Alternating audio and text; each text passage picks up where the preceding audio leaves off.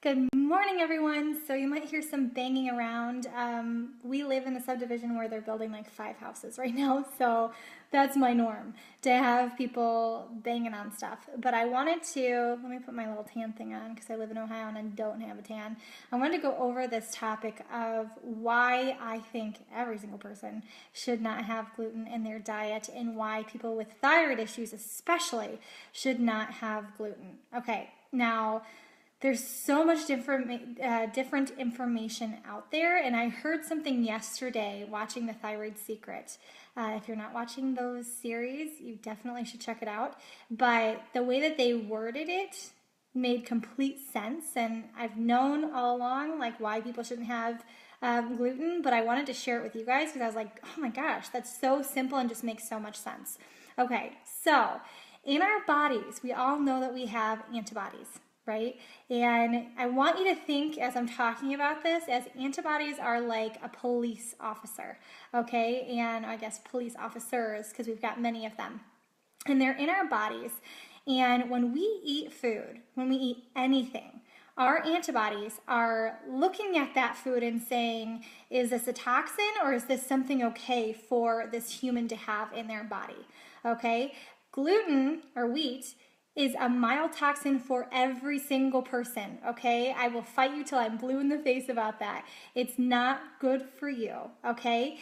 And for most people, they can handle gluten, okay? And for me, I was able to handle gluten up until around the age of 24. I didn't have any issues at all. Even though I had thyroid issues, I didn't have any issues with gluten, okay, so no symptoms. So I didn't know exactly what was going on in my body, but I had no outside symptoms showing me that I shouldn't be having it, okay? So maybe you're at that point, okay? I saw some people comment and say, I had thyroid issues, but I'm completely fine with gluten.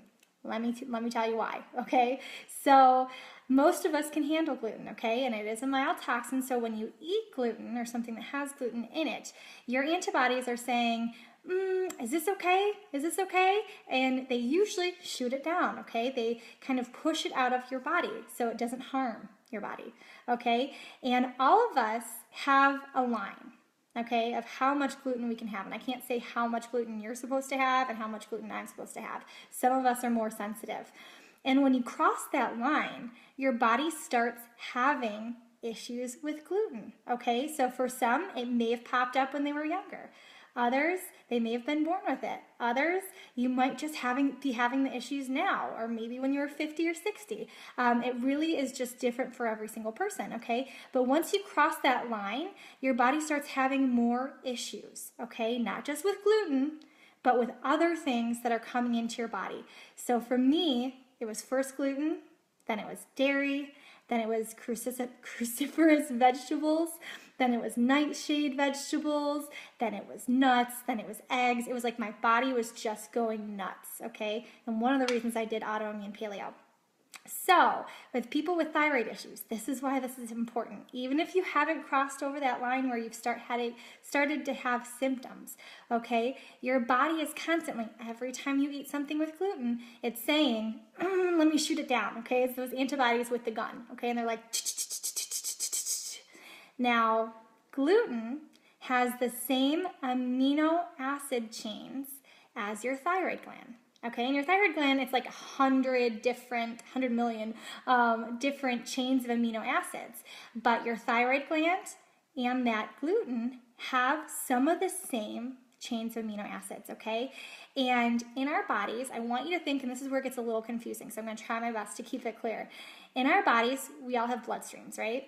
And blood vessels and all of that stuff, okay? And I want you to think about it as a one-way highway, okay? But on this highway, it's people or I guess your antibodies and all these cells are not following the rules, okay? They're not just going straight one way. They're coming back, they're bouncing off the sides of your blood vessels, they're going all around, okay? And hopefully you guys are following me with this, okay? So they're bouncing all over the place. So when you eat gluten, let me back up for a sec. So you have these blood vessels and your thyroid gland is like at the end of one of these blood vessels or bloodstreams, okay? Just visualize it. So here's your thyroid gland, here's the bloodstream, okay?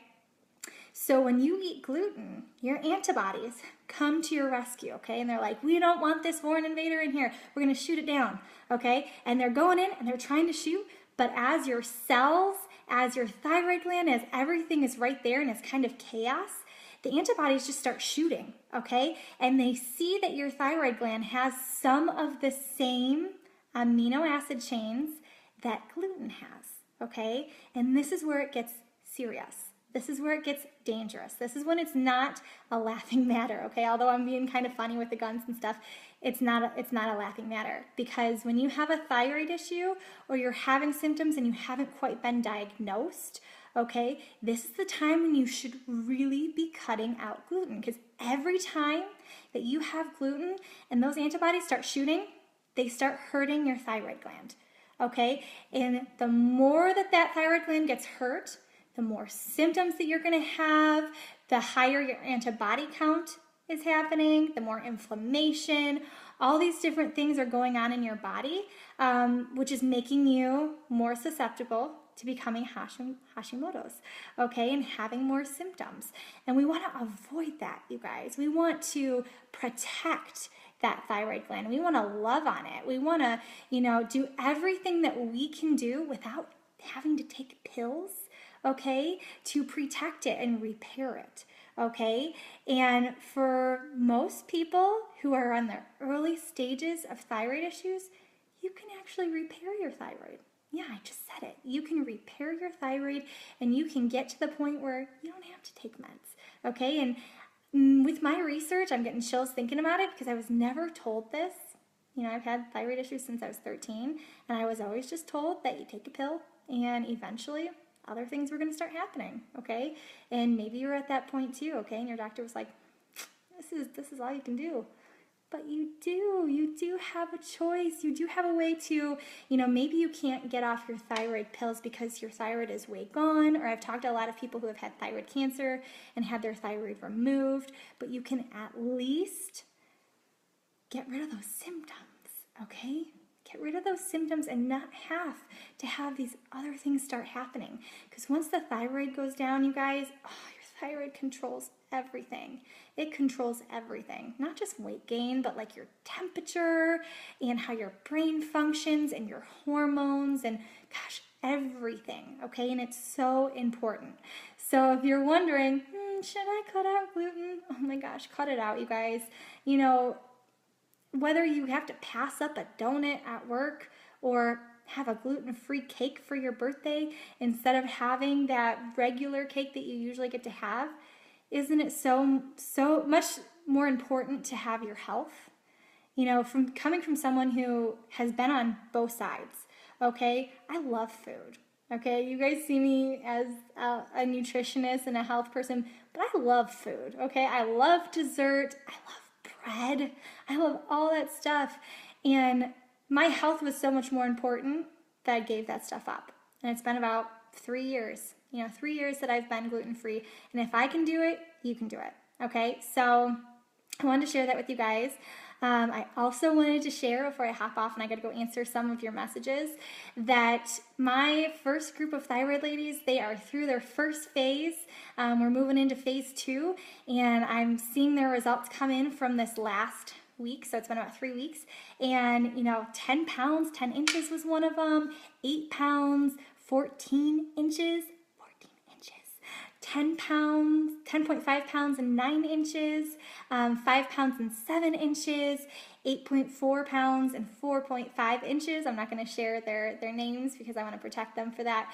But, man, that's freaking awesome. That's freaking awesome. And guess what? We've been chilling. We've been cutting down on the stress. We've been cutting out gluten and dairy. And a lot of them, I gave them the opportunity to add it back in for phase 2. And a lot of them are keeping it out. I'm like, yay! Makes me so happy. It almost makes me want to cry, and I've shared this before and I really need to get off, but I've shared this before. I really do believe that this is why I'm here. This is why I'm on this earth, is to help you guys, because I know, God, from all the messages that I'm getting, I know how prevalent this disease is, and it sucks, right? Because you're told by your doctor that there's nothing you can do about it. Okay, so I gotta go. If you messaged me, I'm getting back to you today, getting ready to pack up and go to Jamaica. Yay! But I will continue to share with you guys on social media, share as much as I possibly can with the stuff that I'm learning and using with my clients and stuff like that. And quite a few have joined the February 6th group. That's really exciting. It'll be our third 90-day thyroid group that started, and I'm excited to work with those ladies and help them cut those symptoms out. If you're still interested, make sure you reach out to me. We have until, I think, Sunday to get you signed up.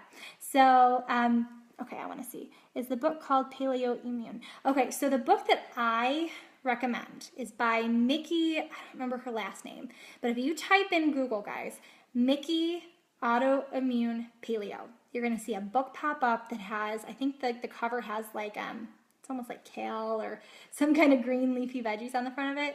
That book was like my Bible when I went through autoimmune paleo. When I cut everything, yes, Prescott. When I cut out everything back in 2014, right before I got pregnant with my baby girl, I did her book to a T. I did the bone broth. That's a whole nother topic that I'll get into. So thank you for asking that. We'll go all the way into autoimmune paleo in another video. But I highly suggest if you guys are having, and it doesn't even have to be thyroid issues. I've had a lot of people who have had other autoimmune issues that have reached out to me, and they're all very closely related. Okay, and if you have one autoimmune issue, you're most likely going to get another one if you don't get it under control. Okay, so that's why you really want to nail the nutrition stuff down. But it's Autoimmune Paleo by Mickey Prescott. Highly suggest it. I'll talk about that on another video, but I'll talk to you guys later. I hope this helped. Let me know. Comment below if this helped you, okay? Bye.